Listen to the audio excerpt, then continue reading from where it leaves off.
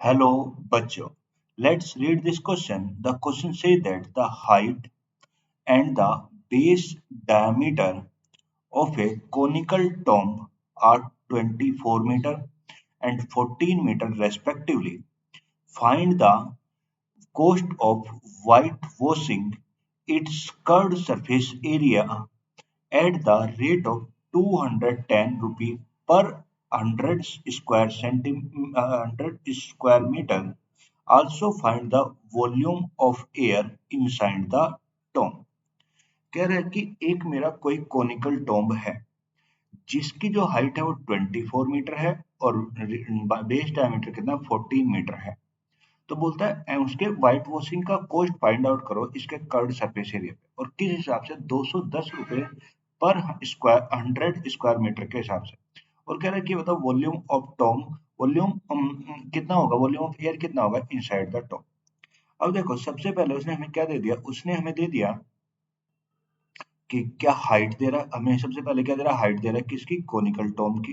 तो हाइट, तो सबसे पहले हमें क्यों हाइट कितने, ये हाइट और ये कितना है भाई, हाइट है मेरा 24 मीटर ये। दूसरा उसने डायमीटर गिवन है, डायमीटर, और डायमीटर कितना गिवन है भाई, डायमीटर है वो कितना 14 मीटर डायमीटर है।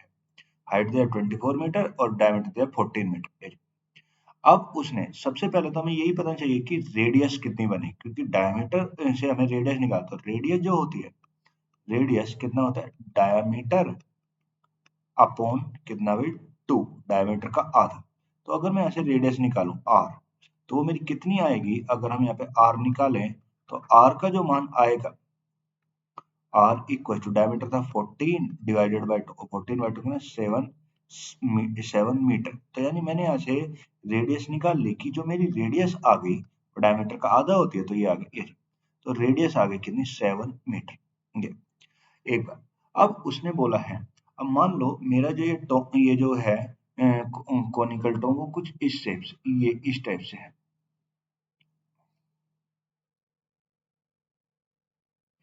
अब देखो मेरे पास इसकी हाइट भी है और मेरे पास इसकी रेडियस भी है। तो ये रेडियस है तो रेडियस कितनी है 7 मीटर।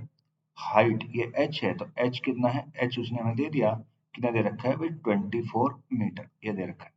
पर मेरे पास ये स्लांट हाइट नहीं, स्लांट हाइट l। अब मुझे सबसे पहले स्लांट हाइट निकालना हो, क्योंकि मुझे अगर कर्ड सरफेस एरिया निकालना है तो कर्ड सरफेस एरिया होता है पाई आर एल। तो एल के लिए मुझे क्या चाहिए, तो स्लांट हाइट चाहिए। अब ये कैसे निकलेगा भाई, ये आप जानते हो कि कोन में जो ये वाला ट्रायंगल होता है किसे राइट एंगल ट्रायंगल बनाता है। तो अगर हम यहाँ पे इसे स्लांट हाइट को निकालने के लिए हम यहाँ पे क्या यूज करेंगे, पाइथागोरस थ्योरम। तो बाय यूजिंग यूजिंग पाइथागोरस था गोरस थ्योरम, अगर हम यहाँ पे पाइथागोरस थ्योरम का यूज करें, और पाइथागोरस थ्योरम कहती है हाइपोटेन्यूज का स्क्वायर इक्वल टू परपेंडिकुलर का स्क्वायर प्लस बेस का स्क्वायर। अब देखो यहाँ पे हाइपोटेन्यूज 90 डिग्री के सामने वाली साइड क्या होती है, हाइपोटेन्यूज, और 90 डिग्री कहाँ पे, यही है। तो इसके सामने क्या है, एल है, स्लांट है। तो अगर मैं यहाँ पे वैल्यू पुट करूँ तो होगा एल स्क्वायर, भाई हाइपोटेन्यूज ये होगा एल स्क्वायर, परपेंडिकुलर कोई भी मान सकते हैं रेडियस और हाइट में से, तो मैंने मान लिया 7 का स्क्वायर प्लस ये होगा बेस, कितना होगा 24 का स्क्वायर ये। अब देखो 7 का स्क्वायर कितना होता है, 7 का स्क्वायर होता है 49 प्लस 24 का स्क्वायर होता है 576 ये। तो 49 प्लस 576 कितना हो गया 625। तो एल स्क्वायर का मान आ गया कितना 625। तो अगर मैं एल निकालूंगा तो कितना अंडर रेट 625 हो जाएगा।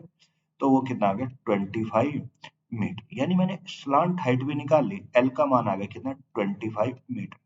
मैंने स्लांट हाइट निकाल लिया 25 मीटर है। अब ये भी निकले। अब हम जानते हैं, अब हमें ये तो चाहिए, हमें तो कर्ड सरफेस एरिया चाहिए था। अगर मैं यहाँ पे बात करूँ curved surface area C S से, नाउ हम बात करते हैं सी एस से ऑफ किसका, किसका कोन का, सी एस से ऑफ कोनिकल टोम या कोन। तो जो सी एस से होता है वो क्या होता है, पाई आर एल होता है, पाई आर एल। तो अगर उसका सी एस से पाई आर एल होता है तो रख दो यहाँ पे वैल्यू। तो अगर मैं यहाँ पे वैल्यू पुट करूँ तो पाई कितना हो जाएगा भाई, ये हो जाएगा पाई कितना 22/7, आर कितना है 7 और एल कितना है 25। अब ये भी फाइंड आउट किया तो 7 से 7 कट गया तो कितना 22 इंटू किया गया 550 मीटर मीटर स्क्वायर। तो यानी मैंने उसका सीएस से भी निकाल लिया टॉम का सीएस से कर्व सरफेस एरिया कितना है 550 मीटर स्क्वायर है। अब ये अब उसने ये नहीं पूछा। अब देखो क्या बोला गया है, कोस्ट ऑफ फाइंड, हमें क्या फाइंड आउट करना, cost of white washing find out करना। अब देखो उसने हमें जो कोस्ट दे रखी है, यहाँ पे जो कोस्ट दे रखी है वो 100 स्क्वायर मीटर, 100 मीटर स्क्वायर की जो कोस्ट दे रखी है वो कितने 210 रुपए दे रखी है, 210। 100 मीटर स्क्वायर की कोस्ट है 210। तो अगर मैं 1 मीटर स्क्वायर की कोस्ट निकालूंगा तो कितना 210 डिवाइडेड बाय 100 रुपी आ जाएगी। पर ये तो हो गया 100 मीटर स्क्वायर की कोस्ट 210 रुपए थी, तो 1 मीटर स्क्वायर 210 बाय 100। पर मुझे एक ही चाहिए, मुझे तो 550 मीटर स्क्वायर की चाहिए। तो अगर मुझे यहाँ पे 550 मीटर स्क्वायर की कोस्ट चाहिए तो कोस्ट ऑफ कितना 550 मीटर स्क्वायर की अगर निकालना है तो कैसे 210 डिवाइडेड बाय 100 और इनटू कितना हो गया 550 हो गया, जीरो से जीरो कट गया और जीरो से जीरो ये।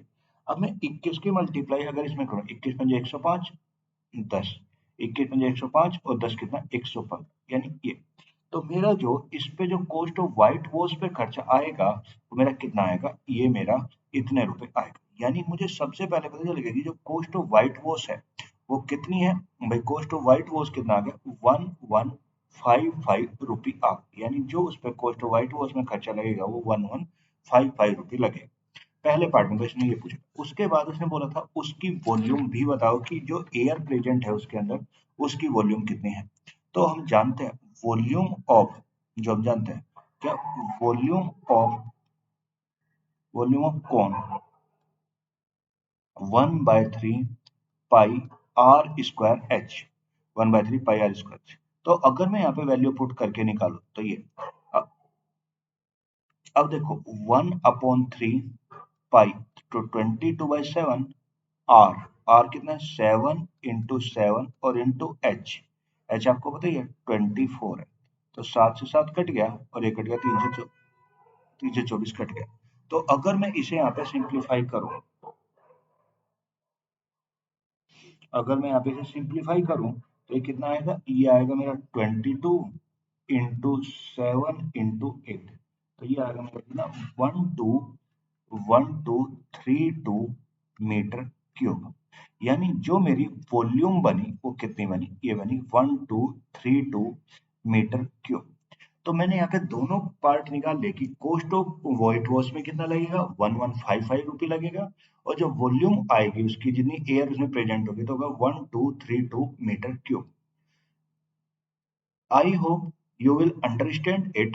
Thank you and best of luck.